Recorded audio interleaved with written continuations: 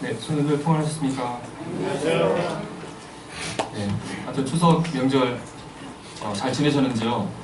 네, 하여튼 이번 명절은 추석은 좀 빨리 온 것 같잖아요. 그래서 들판을 보면 추석 되면은 요런 이렇게 들판 보면서 마음이 참 풍부해지고 그랬던 것 같은데 이번 추석은 푸릇푸릇한 그 들판을 보면서 이게 추석인가 하는 생각이 약간 들었습니다. 그리고 또 토요일, 일요일이 이렇게 붙어 있다 보니까 평소보다 좀 추석이 좀 짧은 느낌이 드는 것 같습니다. 그래서 이번 추석은 그냥 빠르게 지나가 버려서 아쉬운 마음이 드는 것 같습니다. 앞서 그 사회를 보셨던 형님이 말씀하셨던 것처럼 참 명절 참 좋은 것 같습니다. 이 추석, 이 한가위라는 것이 우리의 고유 명절 중에서 큰 명절이잖아요. 추석이라는 말 자체가 가을 저녁이라는 말이라고 합니다. 그래서 가을의 달빛이 가장 좋은 밤이라는 뜻에서 추석이라고 부르고 있고, 또 한가위, 이 한가위의 의미를 혹시 아십니까? 한이 무슨 뜻이죠? 한? 크다. 그리고 가위가 무슨 뜻일까요? 가운데라는 뜻이라고 합니다. 그래서 가을의 한가운데 있는 달, 또 8월에 한가운데 있는 큰 날이다, 이런 의미를 가지고 있다고 합니다. 어쨌든 추석 때 모든 사람들이 쉬면서 또 고향에 내려와서 부모님을 뵙고 또 좋은 식사 교제를 나누고 또 고유의 그런 전통대로 풍묘를 하고 또 조상들에게 차례를 지내고 하는 일들을 우리가 추석 때 이렇게 하고 있습니다. 이렇게 명절이 있잖아요. 명절이라는 것은 해마다 이렇게 어떤 것을 기념해서 지키고 즐기는 것을 명절이라 하고, 또 절기라고도 얘기할 수 있고, 또 기념일이라고 할 수 있을 것 같습니다. 설날이나 추석 같은 그런 고유의 명절도 있고, 광복절, 형충일 같은 또 국경일도 있는데 이런 것들을 우리가 지키고 있습니다. 이런 추석이나 설이 되면 모든 하는 일들을 다 멈추고 다 내려놓고 명절을 지키게 되잖아요. 그래서 나라가 온통 이 추석, 설 명절을 지키는데 모든 관심을 갖고 표를 예비하고 이동을 하고 선물을 사고 하는 일에 나라가 아주 분주해 지고, 또 저희들도 이런 명절을 맞을 때 그냥 명절을 잘 지키고 있습니다. 그래서 추석 명절을 맞이해서 어떤 말씀을 전할까 생각을 하다가 명절에 맞춰서 명절에 대해서 얘기를 하면 좋겠다는 생각을 해보게 되었습니다. 그래서 우리나라에서 이런 추석과 같은 명절을 지키고 있는데, 성경에서 말하고 있는 하나님께서 지키라고 명하신 명절, 하나님의 절기에 대해서 이 시간에 성령과 함께 나누기를 원합니다. 여러 군데에서 말씀이 있지만 레위기 23장에 하나님의 절기, 하나님의 명절에 대해서 잘 정리되어서 말씀되어져 있습니다. 레위기 23장 2절 말씀을 보게 되면 이스라엘 자손에게 말하여 이르라. 이것이 나의 절기들이니 너희가 성회로 공포할 여호와의 절기들이니라. 이것이 너희가 그 정한 때에 성회로 공포할 여호와의 절기들이니라 하면서 쭉 안식일부터 시작해가지고 7개의 여호와의 절기가 상세히 설명되어져 있습니다. 그래서 이 시간에 하나님께서 말씀하신 7가지 절기를 간략하게 살펴보면서 이 절기들의 의미가 무엇인지 나누기를 원합니다.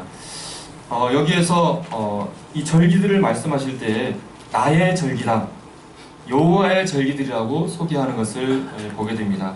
우리나라에서 지키는 추석, 설날 이런 절기들은 한국의 명절이고, 미국에서 지키는 미국 사람들의 명절이 있고, 각각 그 나라의 그 민족에 해당되는 어떤 특별한 날들을 명절로 또 절기로 지킬 것입니다. 또 기념일도 그렇게 할 것이죠. 그런데 성경에서 이 기록되어져 있는 이 절기들은 누구의 절기라고 얘기되어 있습니까? 여호와의 절기, 나의 절기, 하나님의 절기라고 말씀하고 있습니다. 그래서 사실 우리가 이 여호와의 절기라고 하면은 보통 나하고는 상관이 없는 이스라엘 사람들이, 유대인들이 즐기는 절기라고 생각하고 별로 관심을 두지 않고 있고 별로 알려고 하지 않았던 것 같습니다. 저를 보더라도. 근데 이 시간에 우리가 이 하나님의 절기들을 살피면서 이것이 우리와 어떤 상관이 있는지를 살펴보기를 원합니다. 이 절기는 유대인들의 절기, 이스라엘 사람들의 절기가 아니라 하나님의 절기라고 말씀하고 있는 것이죠. 이 우주 만물을 창조하신 하나님께서 정하신 절기이기 때문에 우리는 하나님의 백성이잖아요. 우리 하나님을 섬기는 사람들이기 때문에 하나님께서 정하신 이 절기는 우리에게도 의미가 있다고 하는 것이죠. 그리고 이 여호와 절기 때에 이날을 성회로 공포하라고 이렇게 말씀하고 있습니다. 이 성회라는 말 뜻은 거룩한 모임이다라는 뜻을 가지고 있는 거죠. 모인다는 것이죠. 우리가 이 추석 설날 명절 때 모이잖아요. 어디로 모이죠? 어디로만 이동하죠? 대략 부모님 계시는 고향으로 민족 대이동이 일어나게 됩니다. 그런데 이 하나님의 절기는 절기 때도 막 이동을 해요. 모입니다. 이게 어디로 모일까요? 네, 하나님 앞에 예루살렘에 예를 들어 성전에 모여서 하나님을 뵙는 것이 여호와의 절기의 다른 특징이라고 할 수 있을 것입니다. 그래서 하나님께서 여호와의 절기, 하나님의 절기를 전하시고 하나님의 백성들을 이날에 모여라고 이렇게 말씀하고 있습니다. 이 나이가 어렸을 때는 명절이 되면은 타지에 지내다가 우리 중간님도 말씀하신 것처럼 명절이 되면은 부모님을 뵈러 가족들을 뵈러 가서 참 즐거웠었는데 이제 나이가 들고 자녀들이 성장해서 타지에 있다 보니까 이제 좀 느낌이 달라진 것 같아요. 그래서 명절 때 타지에 있는 자녀들이 와서 얼굴을 뵙는 것이 참 기쁘더라고요. 하여튼 군대에 있는 아들은 올 수 없지만 서울에 있는 딸이 왔지만 어쨌든 딸 얼굴 보는 것이 참 기쁘더라고요. 하여튼 부모 입장에서 사랑하는 자녀들이 명절 때 찾아와서 인사하고 또 선물을 주고 했을 때 참 부모의 마음이 기쁘잖아요. 명절의 의미가 이렇게 가족들이 모이는 것, 자녀들이 부모를 뵙는데 참 의미가 있고 기쁨이 있다고 한다고 한다면 여호와의 절기일 때는 이 하나님의 백성들, 하나님의 자녀들이 이 하나님 아버지 앞에 나와서 아버지의 얼굴을 뵙고 교제하는데 의미가 있다는 것이 사람의 절기와 사람의 절기에는 차이가 하나님의 절기의 차이점이 있는 것 같습니다. 그리고 여기서 이 절기라는 단어를 사용하고 있는데 여기 보니까 히브리 말로는 모헤드라는 단어를 사용한다고 합니다. 그래서 이 단어의 뜻은 예정된 시간이라는 뜻을 가지고 있다고 합니다. 예정된 시간. 그래서 우리 사람이 만든 절기도 우리가 지키는 절기도 다 어떤 의미들이 있잖아요. 또 특히 우리가 농경사이기 때문에 뭐 입춘 뭐 이런 절기들이 어떤 농사와 또 절기와 관련된 의미들을 가지고 있다고 하는데 하나님의 절기에는 예정된 시간의 의미가 담겨 있다고 하는 것입니다. 그래서 앞으로 이 절기들 가운데 하나님께서 어떤 것들을 예정해 주었는지 여러분과 함께 살펴보겠습니다. 사람이 만든 정한 절기도 의미가 있는데 이 하나님께서 만드신 절기에는 얼마나 더 큰 의미들이 담겨 있을지 살펴보기를 원합니다. 먼저 개략적으로 하나님께서 정하신 절기는 7가지 절기가 있습니다. 그래서 여러 말씀 시간을 통해서 들으셔서 익숙히 잘 아실 거라고 생각이 되어지는데 유월절, 무교절, 초실절, 또 칠칠절 이 4가지 절기를 봄에 있는 절기라 해서 봄의 절기라고 이렇게 부른다고 합니다. 4가지 절기가. 그리고 약 석 달 반 정도의 간격이 있어요. 이 기간에는 아무런 절기가 없습니다. 그래서 가을에 오는 절기들이 나팔절, 속죄일, 초막절 이것들은 가을에 있는 절기들입니다. 그래서 이 봄절기와 가을절기로 이 절기가 나눠질 수가 있겠습니다. 뒤에 자세히 살펴보겠지만 개략적으로 보게 되면 유대인의 그 종교적으로 1월에 해당하는 니산월이라고 그리고 아비볼이라고 불리는 유대인의 종교 달력이 1월에 해당하는 정월에 1월 14일에 우리가 잘 아는 유월절이 있습니다. 1월 14일 유월절이 있고 그 다음에 바로 이어지는 15일부터 일주일 동안 누룩이 없는 빵을 먹는 무교절이 이어지게 됩니다. 유월절 무교절은 우리 성도님들이 잘 아실 거라고 생각이 되어집니다. 그 다음에 이어지는 절기가 초실절인데 이 초실절은 유월절 다음에 있는 안식일의 다음 날입니다. 유월절 다음에 있는 우리 이야기로는 유월절 다음에 있는 주일이 되는 것이죠. 그래서 유월절, 무교절, 초실절이 거의 첫째 달에 있게 되고 우리의 달력으로 치면은 약 3, 4월, 보통 4월에 유월절, 무교절, 초실절이 오게 됩니다. 그 다음에 있는 절기가 초실절로 계산해서 50일째 되는 날이 칠칠절 또는 오순절이라고 불려지는데 칠칠절이 있게 됩니다. 그래서 유대인 유대 달력으로 3월 정도에 해당하는 기간이 되겠습니다. 그리고 나서 약 3개월 반 정도의 아무 절기가 없는 간격이 있다가 유대인의 종교적으로 7월에 해당하는 첫날 7월 1일에 나팔절이 있게 되고 그 다음에 그 후로부터 10일이 지나서 7월 10일에 속죄일이 있게 됩니다. 그리고 5일이 지나서 7월 15일부터 일주일 동안 초막절이 있게 됩니다. 이 시기는 9월 말부터 10월달 보통 10월 달에 있게 되는데 가을에 해당하는 절기입니다. 그래서 가을 절기라고 이렇게 부르게 됩니다.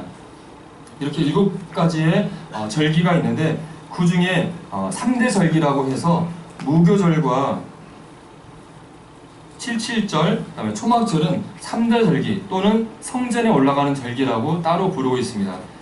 그래서 이 절기는 특별히 여러 절기들 가운데 이 3가지 절기 때는 이스라엘의 모든 남자가 꼭 예루살렘의 성전에 와서 하나님을 뵈야 되는 절기라고 이렇게 말씀하고 있습니다. 그래서 여기서 무교절, 칠칠절, 초막절은 3대 절기로 특별한 큰 절기다라는 것을 아시면 좋을 것 같습니다.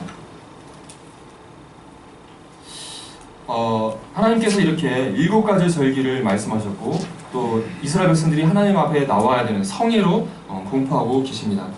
그런데 여기에 앞에서 이 절기라는 뜻이 예정된 시간이라는 뜻을 가지고 있다고 말씀드렸는데 이것들은, 이 절기들은 장래일의 그림자이다라고 이 절기가 담고 있는 의미를 말씀해주고 있습니다. 그냥 절기가 그냥 모여서 음식 나누고 그냥 즐기는 그런데 끝나는 것이 아니라 앞으로 일어날 장래의 일을 보여주는 모형이고 예표다라고 말씀해주고 있고 그 몸의 실체는 그리스도다고 말씀하고 있습니다. 바로 예수 그리스도와 관련되어진 앞으로 일어날 일들을 보여주는 그림자다, 모형이다, 예표다고 말씀해주고 있습니다. 그래서 이 이스라엘의 절기는 유대인들, 이스라엘 사람들만 지키는 그들에게만 주어진 절기가 아니라 하나님의 백성들도 알아야 되는 그런 의미를 담고 있다고 하는 것입니다. 자, 그러면 간략하게 이 절기들을 살펴보겠습니다. 먼저는 봄에 있는 절기들을 살펴보고자 합니다. 첫 번째 절기는 우리가 너무나 잘 아는 유월절입니다. 히브리 말로 페사흐라는 단어를 사용한다고 합니다. 이 페사흐라는 단어 자체도 지나가다, 넘어가다는 뜻을 가지고 있어서 6월절과 같은 의미로 이해할 수 있겠습니다. 레위기 23장 5절에 첫째 달 연 나흔 날 저녁은 여호와의 6월절이요 라고 6월절이 언제인지 말씀해주고 있습니다. 첫째 달, 우리 태양력으로는 4월 정도에 해당되는데 3, 4월 해당되는데 이 첫째 달, 니산월이라고 불리는데 이때 14일 날 저녁이 여호와의 유월절이다. 그래서 유월절을 지키라라고 말씀하고 있습니다. 이 유월절 사건은 성도들이 너무나 잘 아실 것입니다. 이스라엘 백성이 애굽에서 400년간 종살이 하다가 하나님께서 이스라엘 백성들을 바로의 압제 가운데서 구출해 주신, 해방해 주신 날이잖아요. 이 바로가 이스라엘 백성들을 놓아주지 않자 하나님께서 10가지 재앙을 내리셨고 그 마지막 재앙이 장자의 재앙이었잖아요. 그래서 장자들을 다 죽음을 찾아가 죽이는 그 시간에 하나님께서 이스라엘 백성들에게 유월절 어린 양을 잡으라고 했습니다. 니산월 10일날 1년 된 양이나 염소를 취하여서 가지고 있다가 14일까지 가지고 있다가 14일 저녁 해가 질 때에 이 양을 잡아서 그 피를 이 금에 나온 것처럼 좌우 문설주와 인방에 바르라고 하셨죠. 그리고 이 잡은 이 양은 불에 구워서 무교병과 그다음에 쓴 나물과 함께 먹으라고 말씀하셨습니다. 그래서 이 피를 바르게 하셨고 내가 피를 볼 때에 너희를 넘어갈 것이다.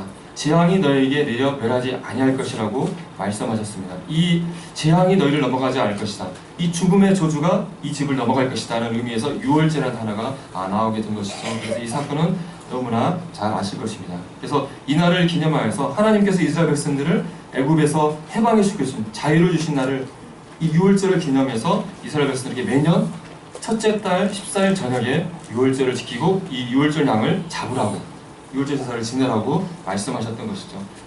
이 날에 바로 이어서 무교병을 먹는 유교절이 이어지게 됩니다. 그래서 이스라엘 백성들이 니산월 14일 저녁에 해가 질 무렵에 유월절 양을 잡게 되는 것이죠. 그리고 유월절 양을 구워서 먹게 되는데 그런데 이 유월절 사건은 어떤 일의 사건을 보여주는 예표였습니까? 너무나 잘 아시다시피 우리들의 죄를 사해주기 위해서 십자가에 죽어주신 유월절 어린 양으로 오신 예수 그리스도를 보여주는 예표가 되어지는 것입니다.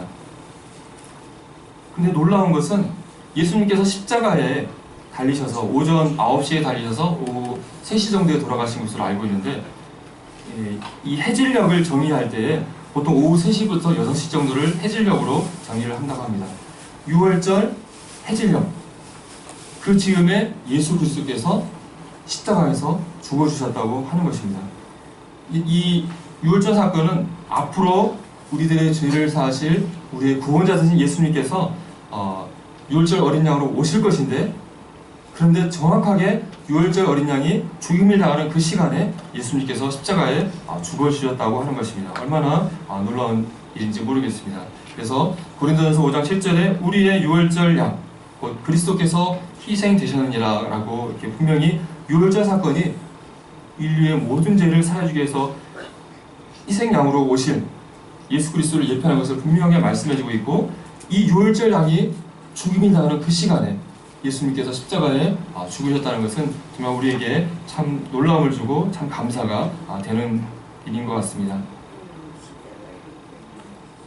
그리고 이 6월절 어린 양을 해질녘에 잡게 되는데, 해가 지게 되면은 이제 그것이 그날이 다음 날이잖아요. 6월절 유대인들은 해가 일몰이 하루의 시작이기 때문에 금요일 날 오후에 예수님께서 죽으신 것으로 우리는 알고 있는데, 금요일 해가 지게 되면 6월절이 끝나고 무교절이 시작되어지는 것이죠. 그래서 무교절을 이렇게 말씀하고 있습니다. 이달 엿5째 날은 여호와의 무교절이니 이래 동안 너희는 무교병을 먹을 것이요. 그래서 6월절이 끝나는 금요일 일몰 시간 이후부터 15일 무교절이 시작되어가지고 그때부터 7일 동안 무교병을 먹게 됩니다. 무교병은 밑에 나와 있는 누룩을 넣지 않은 떡, 빵이 되겠습니다. 그래서 유대인들은 이걸 마짜라고 부른다고 합니다. 히브리 말로 마짜. 그래서 이 마짜의 복수가 마초투이기 때문에 무교절을 마초투라고 히브리어로 부른다고 합니다. 그래서 1월 15일부터 7일 동안 무교절을 지키게 되고, 이 무교절이 있기 전부터 집에 있는 모든 누룩들을 다 제거하고 막 청소하는 일들을 한다고 합니다. 그래서 이 무교절 동안 누룩이 없는 무교병을 먹게 됩니다. 그와 더불어서 1일 동안 화제를 드리고, 무교절의 첫날과 마지막 날은 성회로 백성들이 모여서 하나님을 기념한다고 합니다. 이 누룩이 없는 무교병은 무엇을 상징하는 것일까요? 누룩은 보통 무엇을 상징합니까? 죄를 상징하잖아요. 그런데 누룩이 없다, 죄가 없다.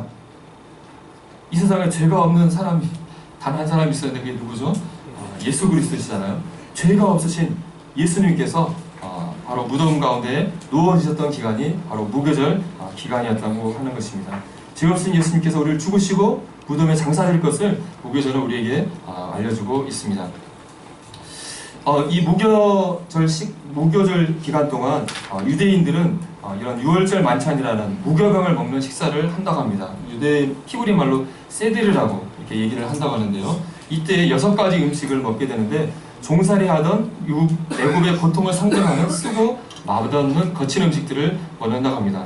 현재는 지금 이스라엘에 성전이 없잖아요. 그래서 이 제사장이 6월절 양을 잡고 제사를 드려야 하는데 그런 거 할 수 없기 때문에 현대의 유대인들은 이런 6월절을 이렇게 가족 단위로 이런 6월절 만찬을 먹으면서 무교절을 지낸다고 합니다. 그래서 가장에 의해서 주관하면서 정해진 예식에서 포도주를 먹고 어떤 음식을 먹고 이런 정해진 예식에서 6월절 만찬을 보내게 되는데, 여기에 뼈다구가 보이고 있는데 1년 된 순양의 고기와 견강이 뼈, 그러니까 6월절 양을 상징하는 그런 순양의 고기를 먹고, 구운 달걀, 그 다음에 3장의 마초루, 무교병이죠.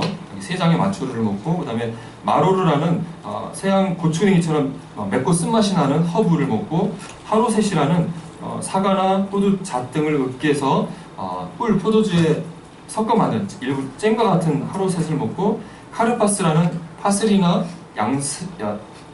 샐러리 같은 식물을 먹고, 그다음에 소금과 소금물을 이렇게 준비해서 먹는다고 합니다. 다 쓰고 맛없는 것들인데 애굽의 종살이를 기념하는 그런 음식들이라고 하는 것이죠. 하여튼 이런 정해진 음식을 먹으면서 6월절을 기념하고, 또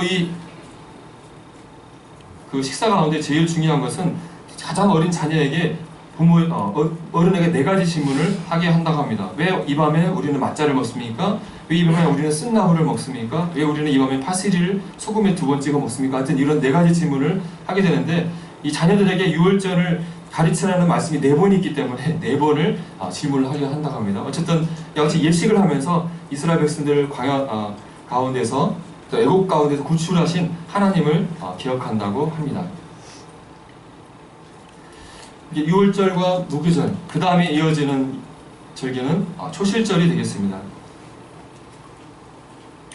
초실절과 관련된 말씀은 레위기 23장 10절에 이스라엘 자손에게 말하여 이르나 너희는 내가 너희에게 주는 땅에 들어가서 너희의 곡물을 거둘 때에 너희의 곡물의 첫 이삭 한 단을 제사장으로 가져갈 것이요 제사장은 너희를 위하여 그 단을 여호와 앞에 기쁘게 받으심이 되도록 흔들되 안식일 이튿날에 흔들 것이며. 그래서 이 초실절에 어떻게 제사를 지낼 것인지 그리고 언제 지낼 것인지를 말씀해 주고 있습니다.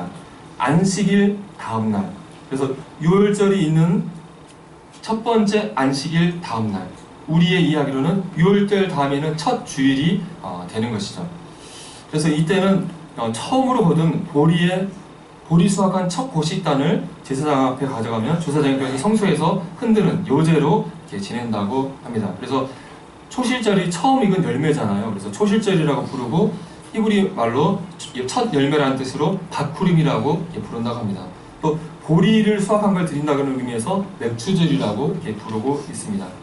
그래서 유월절이 있고 무기절이 있고 그 다음에 유월절 다음에 안식일 다음에 첫날에 초실절인데 이때는 보리 수확한 첫 고식단을 하나님 앞에 제사장이 흔드는 예식을 지내는 날이 초실절이 되겠습니다. 자, 유월절 때 유월절 어린 양 되신 예수님께서 십자가에 죽으심을 당하셨습니다. 무교절 때 죄 없으신 예수님께서 무덤에 장사되셨습니다. 자, 그 다음에 어떤 일이 예수님께서 무덤에 장사된 다음에 어떤 일이 일어났습니까? 예수님께서 부활하셨죠. 근데 예수님께서 부활하신 날이 언제였습니까? 네, 안식 후 첫날, 안식 후 첫날 예수님께서 부활하셨다고 말씀하고 있습니다. 안식일이 다 지나고 안식 후 첫날이 되는 새벽에 막달라 마리아가 다른 마리아가 무덤에 가서 비어있는 빈 무덤을 보았죠. 안식 후 첫날 새벽에 예수님께서 부활하셨습니다. 그래서 성경은 이 부활하신 예수님을 뭐라고 말씀하셨습니까? 잠자는 자들의 첫 열매가 되셨다 라고 말씀하시면서 부활의 첫 열매 되신 예수님께서 바로 안식 후 첫날 초실절에 부활하셨다고 하는 것입니다. 그런데 이 초실절은 첫 열매를 드리는 날이라고 하는 것이죠. 놀랍지 않습니까?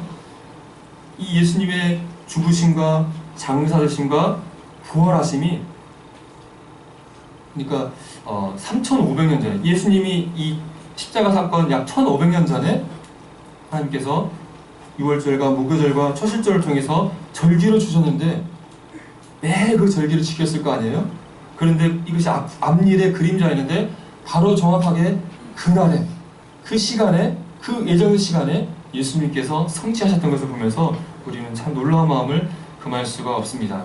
이 정리해서 보게 되면 어떤 분이 올리신 표를 보게 되는데 예수님께서 금요일 오후 3시에 돌아가신 것으로 알고 있습니다. 그래서 금요일이 그 해의 유월절이었는데 해 일몰 시간부터 그 날이 시작되기 때문에 목요일 해질 때부터 금요일 해질 때까지가 유월절이 되는 것이죠. 그래서 금요일 유월절 날 오전 9시부터 9시에 십자가에 매달리셔서 오후 3시에 죽으셨는데 이 날이 바로 유월절 양이 죽임을 당하는 날이 되는 것입니다. 바로 그래서 금요일 이제 밤부터 이제 무교절이 시작되는 것이죠. 그러면서 무교절이면서 안식일이 시작되는 것이고 그래서 하루가 지난 다음에 토요일 밤부터 해질 때부터 이제 일요일이 되는데 이날은 초실절이 되는 것이죠. 그래서 토요일 저녁부터 일요일 주일 해질 때까지가 주일이고 우리에게는 주일이고 초실절이 되는데 이 초실절 일요일 새벽에 예수님께서 부활하심으로써 정확하게 예수님께서 이 절기의 의미들 이 날에 성취하셨던 것을 보게 됩니다. 또 예수님께서 예루살렘에 입성하신 날이 니산월 10일인데 바로 이 10일 날 하는 일이 무엇이었습니까? 유월절 어린 양을 준비하는 날이잖아요. 바로 그 날에 맞춰서 예수님께서 예루살렘에 입성하셨던 것을 또한 보게 됩니다. 다음에 이 세 가지 절기 다음에 봄절기의 마지막이 절기가 오순절, 칠칠절이 되겠습니다. 23장 15절에 안식일 이튿날 곧 너희가 요제로 곡식단을 가져온 날부터 세워서, 요제로 곡식단을 가져온 날은 앞에서 말씀드렸던 어떤 절기입니까? 초실절이잖아요. 초실절날부터 세라, 초실달부터 날짜를 세서 7 안식일 수요를 채우고, 안식일이 7번 지나간다는 거죠. 그러니까 49일이 지나가는 거죠. 49일을 세고 그 다음에 7 안식일 이튿날까지 합하여 49일 플러스 하루가 되니까 50일이 되는 거죠. 50일을 계수하여 초실절부터 날짜를 세서 50일을 세서 새 소재를 여호와께 드려라. 너희의 처소에서 10분의 2 에바로 만든 떡 2개를 가져다가 흔들지니 이는 고운 가루에 누룩을 넣어서 구운 것이요 이날 첫 요제로 여호와께 드리라 라고 말씀하고 있습니다. 그래서 곡식의 낫을 되는 첫날 초실절부터 7주의 하루를 더한 그 50일째가 되는 날, 이날에 거둔 밀의 첫 수확을 한 걸 가지고 이걸 가루를 내서 떡 2개를 만드는데, 특이하게 누룩을 넣은 떡 2개를 만들어서 하나님 앞에 요제로 드리라고 말씀하고 있습니다. 이 날이 오순절, 이 초실절부터 50일이 지나기 때문에 50에 해당하는 오순절이라고 부르고 있고, 헬라어의 50에 해당하는 단어를 사용해서 영어에서 펜테코스트라고 영어로 얘기하고 있습니다. 그리고 또 그걸 77절이라고 얘기하고 있는데, 이 정확하게는 주들의 절기라는 의미를 가지고 있는데, 어쨌든 우리는 해석하기를 한 주가 7일이잖아요. 그것이 한 주가 7번 지나간다는 의미에서 77절이라고 얘기하고, 또 주들이라는 의미에서 히브리 말로 샤부옷이라고 이 절기를 부른다고 합니다.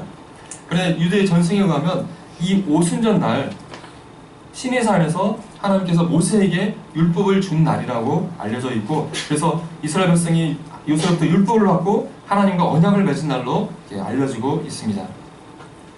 이 오순절 날은 우리 하나님의 백성들, 우리 교회하고는 어떤 관계가 있을까요? 오순절 날에 어떤 날이 있었죠? 네. 오순절 날. 예수님께서 부활하신 날이 어떤 날이라고 그랬죠? 초실절이었잖아요.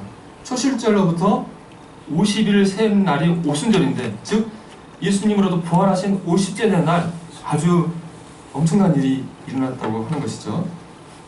바로 예수님께서 약속하신, 내가 성령을 보내주다고 말씀하셨는데, 성령님이 바로 50일을 세했던 오순절날 다락방에 모였던 제자들에게 임하셨다고 하는 것입니다. 그들이 오순절날 이 이름에 한 곳에 모여 있었고, 하늘로부터 강한 바람 같은 소리가 있었고, 불의 혀 같은 것이 불의 혀처럼 갈라지는 것들이 그들에게 보여 각 사람 위에 임하였다. 그들이 다 성령의 충만함을 받았다. 이때 성령님이, 예수님께서 역사하신 성령님이 예수님을 믿었던 제자들에게 임하였고, 하나님의 영이 신자들에게, 각 신자들에게 임함으로써 하나님의 교회가 탄생하는 날이 되는 것입니다. 그래서 미래의 첫 수확을 드려서 떡을 만들어서 하나님께 드렸던 것처럼 이 구원의 첫 열매되는 첫 교회가 이날 만들어졌다고 하는 것입니다. 이 성령님이 임하여서 하나님의 그리스도의 교회, 하나님의 이 교회가 탄생한 날이 그냥 아무 날 된 것이 아니라 예수님이 부활하신 정확히 50일을 세어서 50일째 날에, 오순절 날에 일어났다는 것은 결코 우연이 아니라고 하는 것입니다. 또 이날에 이 미래 수확으로 고울 가루를 만들어서 떡을 2개를 만들어서 하나님 앞에 요제를 드린다고 말씀하고 있습니다. 이 떡 2개는 무엇을 의미하는 것일까요? 이 떡의 2개는 이 교회를 이루는 두 부류, 유대인이 아닌 이방인의 두 부류를 상징하는 것이라고 해석하고 있습니다. 그리고 보통 하나님께 드리는 제사물에는 이 누룩을 넣지 않는 것들을 드렸는데, 특이하게 누룩을 사용한 것은 이 교회에 있는 유대인이나 이방인들이 구원을 받았지만 여전히 그 안에 죄성이 있기 때문에 항상 하나님 앞에 성결한 삶을 살아야 됨을 이 들어간 누룩이 우리에게 얘기해 준다고 이렇게 이해하고 있습니다.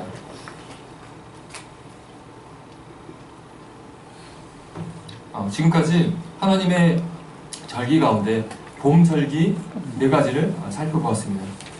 그런데 이 4가지 절기를 살펴보았을 때 이것이 그냥 아무 의미 없이 그냥 이날 모여서 유월절량 잡고 이날 모여서 첫 열매 드리고 이런 것이 아니라 이것이 앞으로 하나님께서 성취하실 미래의 사건, 정말 인류에게 너무너무 중요한 인류를 구원한 예수님의 오심과 죽으심, 또 부활하심, 교회의 탄생, 이거가 관련된 그 날을 정해놓으신 예정된 시간표를 1500년 전에 보이셨고 그 날에 성취하셨다는 놀라운 사실들을 우리는 보게 됩니다.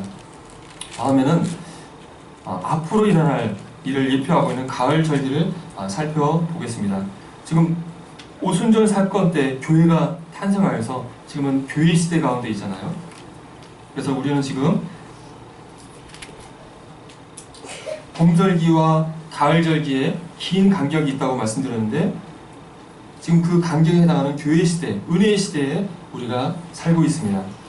이제 봄절기가 끝나고 이제 가을이 오게 될 텐데 가을절기가 성취된다면 어떤 일들이 우리에게 일어나게 될지 우리가 살펴보기를 원합니다. 가을절기는 봄절기가 예수님의 초림을 예표하고 있었고 그것이 성취되었던 것처럼 가을절기는 앞으로 오실 예수님의 재림을 우리에게 말하고 있다고 하는 것입니다. 가을절기의 첫 절기는 나팔절이 되겠습니다. 레위기 23장 24절에 이스라엘 자손에게 말하여 이르라. 7째 달 곧 그 달 첫날은 너희가 쉬는 날이 될지니 이는 나팔을 불어 기념할 날이요 성이라. 어떤 노동도 하지 말고 하나님께 화제를 드릴지니라. 가을절기의 첫날은 7째 날 첫째 날, 그러니까 7월 1일이 되는 것입니다. 그래서 종교적으로 7월을 티시리 달이라고 얘기하는데 7월 티시리 달 1일에 하나님께서 그날을 기념하고 특별히 이날은 특이한 것은 나팔을 불어서 기념하라 라고 얘기하고 있습니다. 그래서 이날을 나팔절이라고 우리가 부르고 있습니다. 그래서 나팔절을 히브리 말로 나팔을 부른 날이라는 의미에서 욤 테루아, 욤이 날이라는 의미잖아요. 나팔을 부른 날을 의미해서 욤 테루아라고 부르고 있습니다. 그리고 이 7월 1일은 7월은 유대인의 종교적으로 7월인데 근데 유대인의 또 민간 달력으로는 정월에 해당된다고 합니다. 그러니까 우리의 설날인 거죠. 그래서 종교적으로는 7월이지만 유대인의 민간 달력으로는 우리의 설날에 해당하는 것입니다. 그래서 새해가 되는 것인데 그래서 유대인들이 이 나팔절을 나팔 부르는 날, 그래서 욤 테루아라고 부르고 또 로시 하샤나라고 부르는데 이날은 그 해의 머리, 그러니까 새해를 의미하는 의미인데 로시 하사나라고도 부른다고 합니다. 그래서 이 나팔절은 나팔을 부는 날, 나팔을 부는 그런 절기고 또 이 나팔절 다음에 무엇이 이어지는지 아십니까? 나팔절 다음에 오는 절기가 무슨 절기입니까? 속죄일. 그래서 나팔절을 부름으로써 앞으로 이제 속죄일이 다가온다는 걸 알리면서 너희들이 하나님 앞에 회개하고 정결케 해야 된다. 회개를 알리는 절기가 되고 또 민간 달력에 의해서 새해이기 때문에 새 달을 알리는 기념하는 그런 의미를 담고 있다고 합니다. 이 성경에서 이 나팔이 어떤 때 울렸습니까? 민수기 10장 2절을 보니까 은나팔 둘을 만들 때 두들겨 만들어서 그곳으로 회중을 소집하며 진영을 출발하게 할 것이며 그래서 쭉 나팔을 어느 때 불 것인지 나와 있습니다. 첫 번째는 이 회중을 모으는 의미를 가지고 있다고 합니다. 우리가 학교 다닐 때 이게 운동장에서 막 흩어져서 놀고 있을 때 선생님이 호루라기 확 불고 호루라기를 분 다음에 집중을 시킨 다음에 뭐야 하면 이렇게 모이잖아요.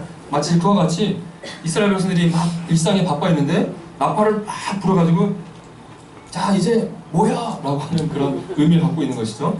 회중들을 모으는, 이스라엘 백성을 모으는 그런 신호가 되고 또 광야 생활을 했을 때는 이 이스라엘 진영을 이동을 알리는 출발 신화가 되고 또 전쟁을 할 때는 전쟁을 시작을 알리는 선전포고를 하는 의미가 있고 또 이스라엘의 그 3대 절기와 또 월상 그 달의 첫날 또 안식일 또 신년을 시작하려는 그런 신호로서 나팔이 부러졌다고 합니다. 그리고 이 나팔 소리는 여호와께서는 이스라엘의 왕되심을 선포하는 그런 의미를 담고 있다고 합니다. 이 나팔 소리는 하나님의 임재를 가리키고 하나님의 소리라고 하는 것이죠. 하나님께서 이 시내산에 임재하셨잖아요. 그때 막 불이 있고 연기가 자욱하고, 그리고 또 어떤 소리가 있었습니까? 시내산에 나팔 소리가 퍼졌다고 하는 것입니다. 이 나팔 소리는 하나님의 임재를 나타내는 그런 의미를 갖고 있다고 합니다. 그리고 이 나팔절에는 이 성경에 보면 은나팔이 있고 양각나팔이, 두 종류의 나팔이 있습니다. 양각이라는 것은 양의 뿔이라는 의미인데, 수양의 뿔로 만든 나팔을 불었다고 합니다. 이것은 쇼파르라고 부른다고 하는데, 그래서 왜 이 나팔절 때 나팔을 부르냐, 이 나팔절이 유대인들은 하나님께서 아담을 만든 날이다. 그래서 그날을 이렇게 신년으로 기념한다고 하고, 또 이날에 아브라함이 이삭을 모리아산에 바친 날이라고 믿고 있다고 합니다. 그런 의미에서 신년으로 기념한다고 하는데, 근데 이때 이삭 대신에 수양이 죽었는데, 이 수양을 기념하여서 신년에 수양의 뿔로 만든 양각나팔을 분다라고 이렇게 해석을 하고 있습니다. 어쨌든 이 수양의 뿔로 만든 나팔에 불고, 이 나팔을 불게 되면서 10일 후에 다가올 속죄를 알리고 이스라엘 백성들을 하나님 앞에 모으고, 그러면서 하나님 앞에 회개하고 하나님 앞에 설 준비를 하라는 그런 메시지를 담고 있습니다. 여러분, 성도님들, 혹시 이 수양의 뿔 나팔 소리를 들어본 적이 있으십니까? 저도 한 번도 들어본 적이 없는데요. 이 말씀을 준비하면서 이 나팔 소리가 어떻게 들릴까? 그리고 어떻게 수양의 뿔로 나팔을 만들지? 하는 생각을 하면서 찾아봤더니 이 쇼파르, 이 수양의 나팔 소리를 인터넷에 많이 올려져 있더라고요. 한번 이 소파르, 나팔 소리를 한번 들어보겠습니다.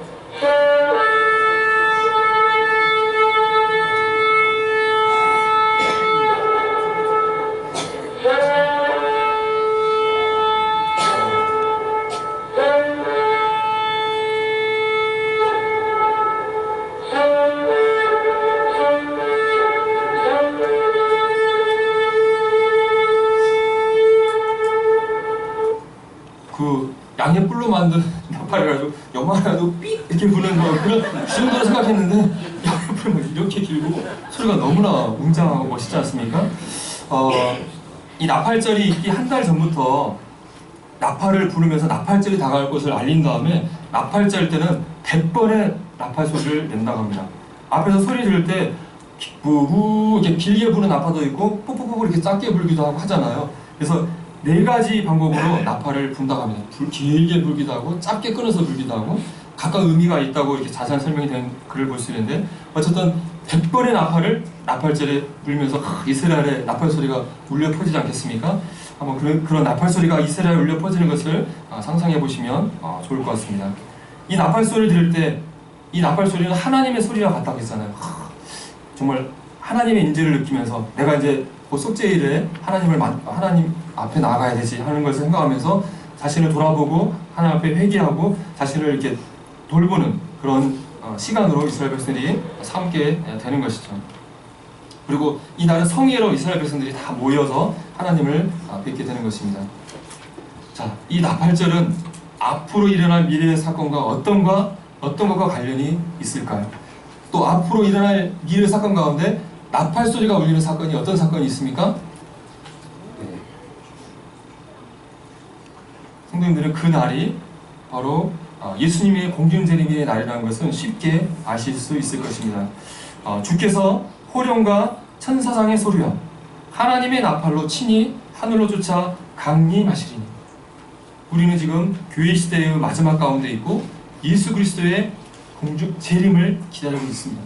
그리고 예수님이 공중재림하실 때 구원받은 성도들이 공중으로 들려줄 것이고, 예수님을 믿었던 자들이 부활의 몸으로 부활하여서 부활하게 될 것입니다.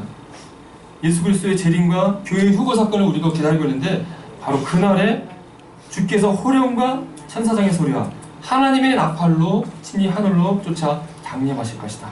그리스도 안에서 죽은 자들이 먼저 일어나고, 그 후에 우리 살아남은 자들도 그들과 함께 구름 속으로 끌어올려 공중에서 주를 영접하게 하시리니, 그리하여 우리가 함께 주와 함께 있으리라. 우리 성도님들, 주님의 다시 오심을 기다리고 있으실 것입니다. 근데 그 주님이 다시 오실 때 어떤 소리가 들린다고요? 나팔 소리가 들려온다는 것입니다. 고린도전서 15장에서도 나팔 소리가 나매 죽은 자들이 썩지 않을 것으로 다시 살고 우리도 변화하리라. 아마 이 소리는 세상 사람들은 듣지 못한 소리일 것입니다. 그런데 구원받은 성도들 앞에 귀에 하나님의 나팔 소리가 울리게 된다고 하는 것입니다. 바로 좀 전에 들으셨던 아마 그 소리와 비슷한 소리를 듣게 되실 것이라고 생각되어집니다. 이 나팔절은 앞으로 일어날 예수 그리스도의 재림과 교회의 휴거를 상징하는 예표라고 하는 것은 모두가 동의하는 것입니다. 근데 흥미로운 것은 이것입니다. 이 나팔절 사건이 예수님이 다시 오신 교회 휴거를 예표하는 것이다 라고 모두가 동의하는데, 논점은 이것입니다. 그렇다면 이 나팔절에 주님이 오실 것인가 아닐 것인가에 대해서 좀 의견이 있는 것 같습니다. 나팔절에 주님이 오시지 않을 것이라고 생각하시는 분들은 이 하나님의 절기는 일단은 이스라엘에게 주어진 절기다, 교회에 준 절기가 아니기 때문에 이것을 바로 교회에 적용하는 것은 무리가 있다라고 생각하고 있고, 가장 반대하는 이유는 주님이 다시 오는 시기는 알 수 없다고 성경에서 말씀하고 있다. 마태복음 24절에 그날과 그때는 아무도 모르나니 하늘의 천사들도 아들도 모르고 오직 아버지만 아신다. 또 데살로니가전서 5장에서는 형제들아 때와 시기에 관하여 너희에게 쓸 것이 없음은 주의 날이 밤에 도적같이 이룰 줄을 너희 자신이 알기 때문이다.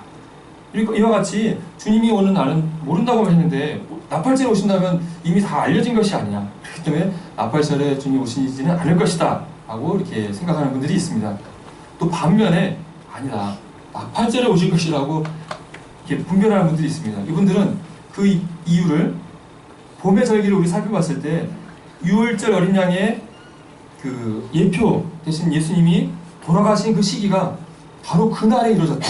부활하신 날이 초실절 그날에 이루어졌다. 오순절 이 사건도 교회와 관련된 사건인데 그날에 교회 성령님이 오시지 않았느냐. 그렇기 때문에 앞으로 일어날 사건들도 바로 그 날에 이 나팔절에 주님이 재림하실 거고 교회의 휴거가 일어날 것이다 라고 이렇게 분별하는 것이죠. 그리고 앞에서 말씀드린 것처럼 이 절기가 이스라엘만 태어난 것이 아니라 교회에도 해당되지 않느냐. 오순절 사건 때 교회가 탄생하지 않았냐 이렇게 보는 것이죠. 그리고 또 앞에서 반대하는 분들은 주님이 오신 날에는 아무도 모른다고 했다고 했는데 데살로니가전서 5장 4절 이하의 말씀을 보게 되면 앞의 말씀과 이어지는데, 형제들아 너희는 어둠에 있지 아니하며 그날이 도적같이 너에게 임하지 못할 것이라고 또 얘기하고 있습니다. 즉 세상 사람들은 주님이 오신 것을 모르지만 구원받은 성도들에게는 그날이 도적처럼 임하지 않을 것이다. 그 시기를 알고 있을 것이라고 바울은 얘기하고 있다는 것입니다. 그래서 그 해가 언제 될지는 모르지만 주님이 오신다면 그 해에 나팔절에 올 것이다 라고 이렇게 분별하고 믿는 또 부류가 있다고 하는 것입니다. 언제 주님이 오실지 우리는 그날이 되어 알겠지만은, 우리가 매일매일 주님이 오심을 기다리겠지만은, 특별히 이 나팔절이 올 때 이 나팔절이 상징하는 대로 주님이 다시 오심이 정말 가깝다는 것을, 주님이 오신 날 나팔이 울릴 것을 우리가 소망하는 그런 계기가 되는 날은 분명한 것 같습니다. 또 이 나팔절이 하나님의 예수 그리스도의 교회에 공중대림과 휴거와 관련된 사건이란다면 이스라엘과 관한 어떤 사건이 있을까 하는 생각을 해보게 됩니다.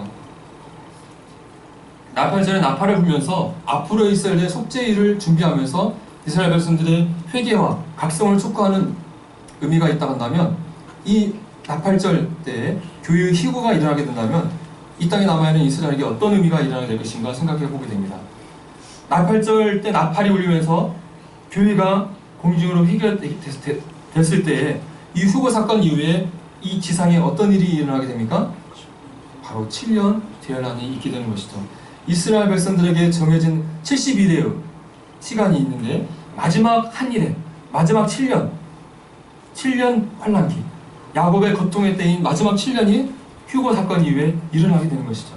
그래서 이 7년 환란기를 통해서 하나님께서 이스라엘을 큰 환란 가운데 다루시면서 바로 2000년에 오셨던 예수님이 바로 너희들의 메시아라는 사실을 깨닫게 해주시면서 그들을 구원하신 일이 일어나게 될 것입니다.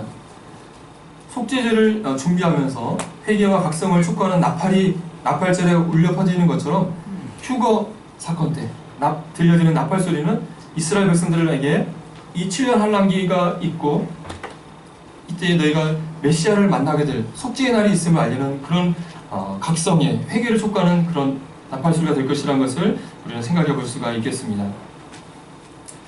자, 나팔절이 7월 1일 날 있고, 그 다음에 이어지는 사건은 7월 10일에 있는 속죄절이 되겠습니다. 속죄절은 히브리 말로 욤 키푸르라고 이렇게 부른다고 합니다. 여기서 키푸르란 말은 카파라는 단어에서 나왔고, 카파란 말은 덮는다는 의미를 갖고 있습니다. 그래서 죄를 덮어준다, 즉 속죄의 의미를 담고 있는 것이죠. 그래서 욤 키푸르는 속죄의 날이라는 의미를 담고 있는 것이죠. 여호와께서 모세에게 말씀하여 이르시되 일곱째 달 열흘날은 속죄일이니 너희는 성회를 열고 스스로 괴롭게 하며 여호와께 화제를 드리고 이날에 어떤 일도 하지 말 것은 너희를 위하여 너희 하나님 여호와 앞에 속죄할 속죄일이 됨이니라. 이 속죄일은 우리 성도님들이 여러 말씀을 통해서 잘 아실 것입니다. 대제사장이 이스라엘 백성들을 속죄하는, 그 속죄하기 위해서 지성소에 들어가는 단 1년 중에 하루의 날, 그 날입니다. 바로 그날이 7월 10일입니다. 이날이 7월 1일 날 나팔을 불고 나서 10일 후에 오게 됩니다. 그래서 이 날은 모든 절기 가운데 가장 엄숙한 절기로 지내게 되고, 대속죄일로서 온 이스라엘 백성들이 죄를 자복하고 하나님께 회개하는 시간이 되겠습니다.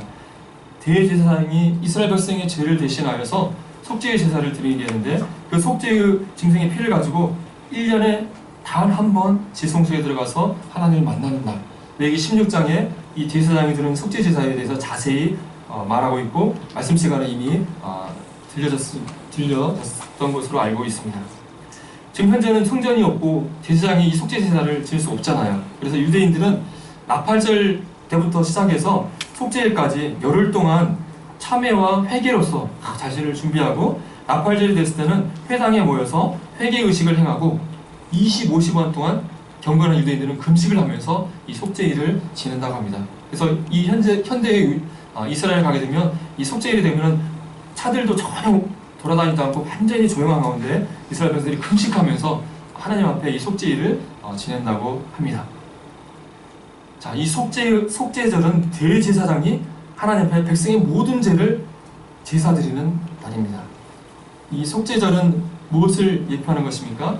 먼저는 우리의 대제사장이 되셔서 우리의 모든 죄를 사하는 이 속죄 제사를 지내실 예수 그리스도를 예표하고 있는 것이죠.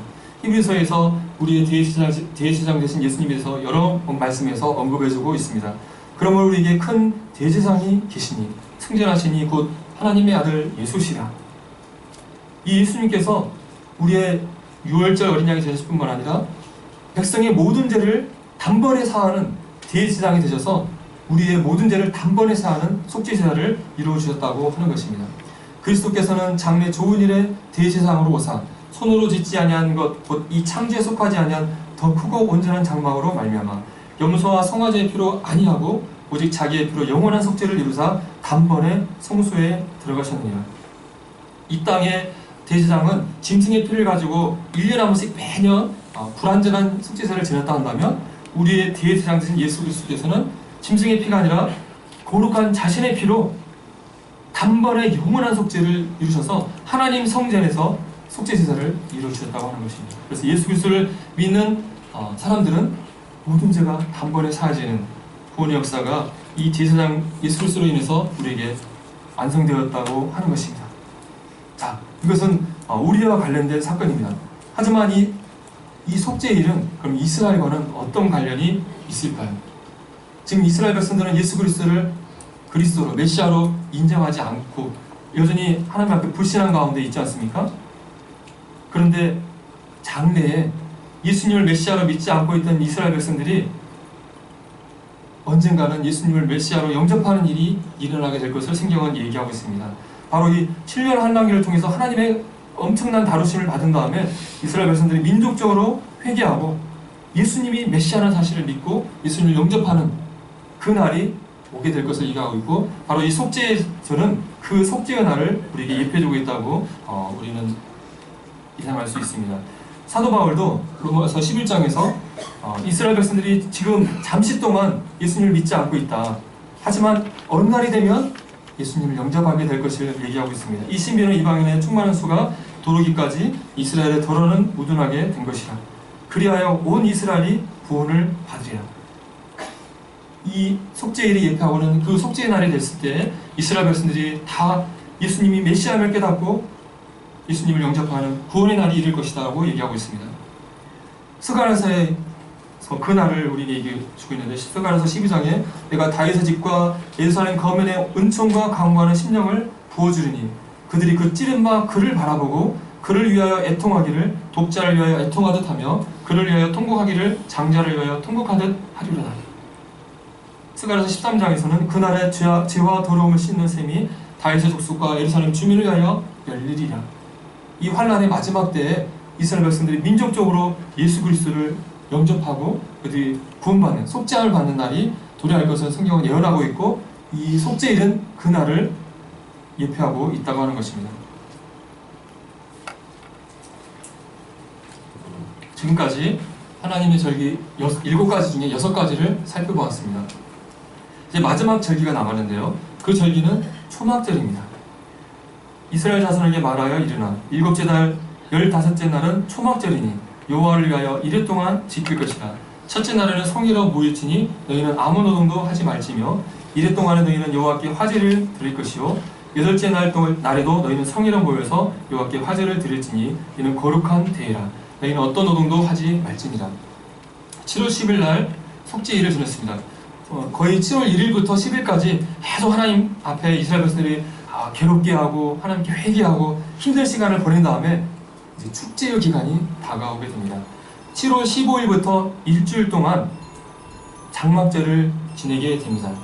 그리고 또 정확히 말하면 이 일주일 기간 다음에 하루를 더 추가해서 여덟째 날은 또 성회로 모이게 되는데 이 날을 거룩한 대회라고 말씀하고 있습니다. 그래서 장막절 7일 가운데 첫째 날을 성회로 모이고 장막절 7일이 끝나고 마지막 8일째에 또 다시 성회로 모이게 됩니다. 실제로 8일을 지내게 되는 것이죠. 그래서 이 날에는 특이하게 이스라엘 백성에게 초막을 지어서 지내라고 하기 때문에 초막절, 또 장막절이라고 부르고 있고, 또 히브리 말로 초막을 수카라고 부르고 수카의 복수형이 수코트인데, 그래서 초막절을 수코트라고 이렇게 부르고 있습니다. 그리고 이때는 우리의 추석처럼 모든 추수가 끝나고 곡식을 저장하는 기기 때문에 수상절이라고, 곡식을 추수해서 저장하는 기장입니다. 그래서 수상절이라고도 부르고 있습니다. 그래서 초막절에서 다시 한번 궁금한 것을 보게 되면 너희가 초지소산을 거두기를 마치거든 일곱째 달 15날부터 이레 동안 여호와의 절기를 지키되 첫날에도 안식하고 여덟째 날에도 안식할 것이요 첫날에는 너희가 아름다운 나무실과와 종려나무 가지와 무성한 나무꾸아지와 시냇버들을 취하여 너희 하나님 여호와 앞에서 이레 동안 즐거워할 것이라. 너희가 7일 동안 하나님을 막 기뻐하고 즐거워하라고 하는데, 아름다운 나무실과 종려나무 가지, 무성한 나무 가지, 신의 버들, 몇 가지입니까? 몇 가지를 얘기했죠? 4가지. 4가지를 취해서 하나님 앞에 즐거워하라 이렇게 말씀하고 있죠. 이 말씀을 기억해 보시기 바랍니다. 너희는 매년 이레 동안 여호와께 이 절기를 지킬지니 너희 대대의 영원한 규례라. 너희는 7째 달에 이를 지킬지니라. 너희 이레 동안 초막에 거주하면 이스라엘 남자는 다 초막에 거주할지니 이는 내가 이스라엘 자손을 애굽 땅에서 인도하여 내던 때에 초막에 거주하게 한 줄을 너희 대대로 알게 함이니라. 나는 너희의 하나님 여호와이니라. 네, 이 날을 초막절이라고 부르는 이유는 모든 추수를 다 마친 다음에 이제 넉넉한 이제 안식일 때잖아요. 이때 이래 동안 초막을 짓고 초막에서 지내는 것입니다. 초막에서 지내는 이유는 하나님께서 이스라엘 백성을 애굽 땅에서 인도해냈고 광야 40년 동안 하나님께서 은혜 가운데 이스라엘 백성을 보살피고 이 약속의 땅에 이끌으셨잖아요. 그래서 이 광야 생활에 이스라엘 백성들이 임시 거처했던 초막을 짓고 살았는데, 너희도 이 초막을 일주일 동안 짓고 살면서 너희가 지금 이 하나님의 땅에서 평안하게 좋은 집에서 살고 있었던 것은 하나님께서 이 40년 동안 너희들을 잘 돌보고 은혜 가운데 너희를 돕았던 거야 하면서 그걸 기념하면서 나에게 감사해 라고 하면서 초막을 짓고 일주일 동안 살게 하셨다고 하는 것입니다.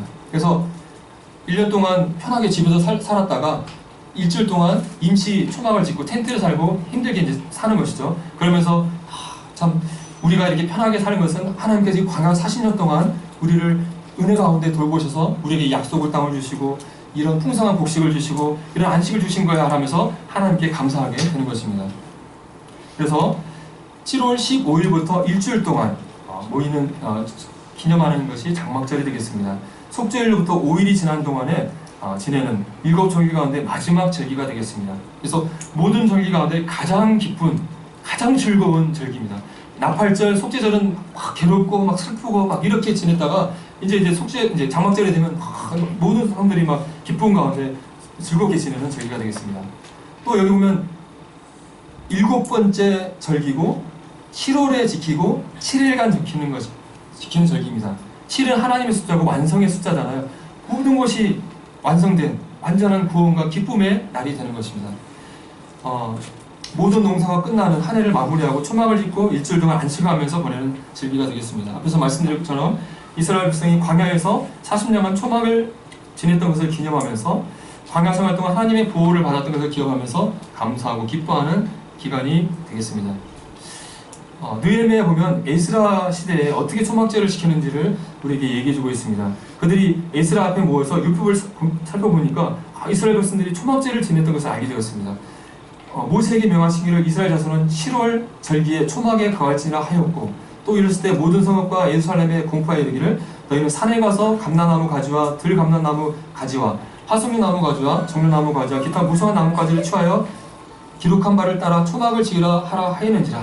말씀을 보니까 하나님께서 7월에 이 초막을 짓고 절기를 지키라고 했는데 우리가 그동안 안 지켜왔구나. 자, 우리가 이제 초막제를 지키자 해서 백성에 의해 나가서 나뭇가지를 취하여 혹은 지붕 위에 혹은 뜰 안에 혹은 하나님의 전뜰에 혹은 숨은 광장에 혹은 에브라임 문 광장에 초막을 짓 때 사로잡혀가 돌아온 회 무리가 다 초막을 짚고 그 안에 그 안이 하면서 그동안 지키지 못했던 초막제를 아주 기쁨 가운데 여러 가지 나뭇가지를 갖고 와서 초막을 짓고 지붕 위에도 짓고 뜰에도 짓고 하나님 전뜰에도 짓고 숨은 광장에서 하여튼 짓순에도 다 초막을 짓고 초막을 지으면서 하나님을 기뻐했던 것을 보게 됩니다. 오늘날의 유대인들도 초막제를 실제로 여기 보는 것처럼 이렇게 초막을 지어서 초막제를 지낸다고 합니다. 이렇게 베란다에도 짓고 지붕에도 짓고 막 곳곳에 이런 초막을 지낸다고 합니다. 여기 보면 이런 시장에 초막을 지을 재료들을 막 사서 초막제를 준비한다고 합니다. 보면 이렇게 지붕에 나무 가지들이 올려있는 것을 볼 수 있는데 이 지붕을 빼곡하게 빛이 안 들어오게 하는 것이 아니라 별이 보일 정도로 얼기설기 나뭇가지로 지낸다고 합니다. 그리고 이 안에 이런 반짝이나 사진이나 과일 같은 데를 달아놓으면서 치장을 해서 하나님을 기념한다고 합니다. 그리고 앞에서 제가 4가지를 말씀드렸는데 실과와 종려나무 가지, 또 무성한 가지, 신의 버들을 취해서 하나님 앞에 즐거워하는 말씀이 있는데 이 말씀을 쫓아서 여기 나무 과일이 보이죠. 과일과 종려가지, 또 화석류나무 가지 또는 무성한 가지, 그 다음에 버들가지, 이 3가지 나무가지와 과일을 들고 하나님 앞에 흔들면서 4가지 방향으로 돌아가면서 하나님 앞에 축복의 기도를 하는 기도가 이 장막절 때 드려지는 기도라고 합니다. 자, 이 장막절은 앞으로 있을 어떤 사건을, 어떤 것을 예표하는 것일까요? 자, 나팔절은 휴거 사건, 교회의 예수 그리스도의 공중전인과 휴거 사건을 예표하고 있었습니다. 또 이 속죄절은 7년 환란기 동안에 이스라엘 백성들이 예수님께 돌아오는 것을 예표하고 있었습니다. 자, 7년 환란기가 다 끝난 다음에 어떤 일이 일어나게 됩니까? 천년왕국이 오게 되는 것이죠. 방막절은 바로 천년왕국이 올 것을 말씀해주고 있습니다. 이스라엘 백성들이 하나님의 약속의 땅에 들어가서 안식하면서 지켰던 7월에 7일 동안 지키는 마지막 7번째 절기, 모든 것이 완성된 때 지키는 절기, 바로 천년왕국, 하나님의 약속이 성취된 모든 것이 완전한 하나님의 구원이 성취된 천년왕국을 우리에게 예표해주고 있다고 하는 것입니다. 그래서 천년왕국 때에도 이 초막절이 지켜진다고 합니다. 스가랴서 14장 16절에 예루살렘을 치러 왔던 열국 중에 남은 자가 해마다 올라와서 그와 만군의 여호와께 숭배하며 초막절을 지킬 것이다. 이 천년왕국 때에 초막절이 지켜지고 초막절을 지키지 않은 그 이방 백성들에게 하나님께서 비를 내리지 않은 재앙을 내리신다고 말씀하고 있습니다. 이와 같이 초막절은 천년왕국과 관련된 절기인 것을 보게 됩니다. 이 시간에 성도님과 함께 간략하게 하나님의 7가지 절기를 살펴보았습니다.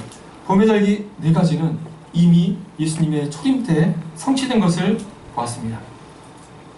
우리는 현재 이 봄절기와 가을절기의 중간 간격 가운데 살고 있고 앞으로 가을절기가 우리에게 성취될 것을 우리는 바라보고 있습니다.